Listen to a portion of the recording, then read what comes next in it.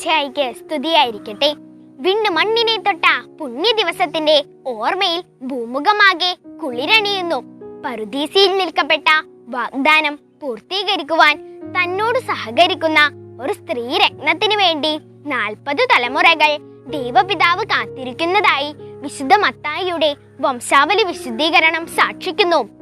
അതെ, തിരുപ്പിറവി കാത്തിരിപ്പിന്റെ തിരുനാളാണ്. പുൽക്കൂടുകൾ നിസാരതയുടെ വെളിപ്പെടുത്തൽ ചിഹ്നം. എന്നാൽ ആസ്തികളുടെ അളവുകോലുമായി ഇന്നത്തെ പുൽക്കൂടുകൾ മാറുന്നു.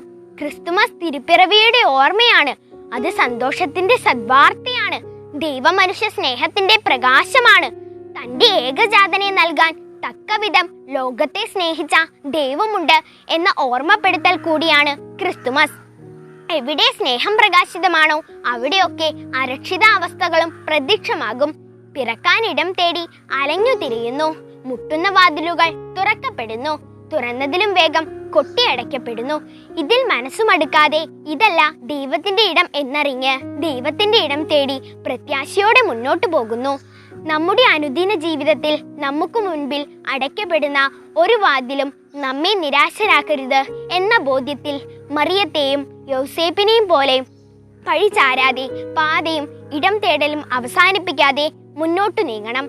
ആവശ്യക്കാരനെ അഭയാർത്ഥിയായി നാം കാണണം. ഓരോരോ ആവശ്യങ്ങൾക്കായി നമ്മുടെ പക്കൽ മുട്ടുന്നവർ സമയത്തിനും സ്നേഹത്തിനും കരുതലിനും കാവലിനും സഹായത്തിനും സാമീപ്യത്തിനും തിരുപ്പിറവിക്കും ഇടം തേടുന്ന തിരുകുടുംബങ്ങളാണ്.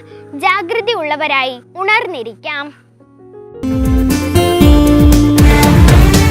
വിണ്ണിന്നധിപൻ മണ്ണിനൊളിയായി ബേഥലേം പുൽക്കൂട്ടിൽ ജാതനായി. ആഹാ, സ്വർഗീയ സൈന്യം ആർത്തുപാടി സ്വർലോകരാജനു സ്തുതിഗീതം.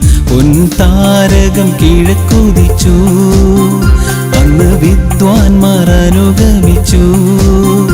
യുവരാജനായി ജാതനായ ഉണ്ണിയെ വണങ്ങി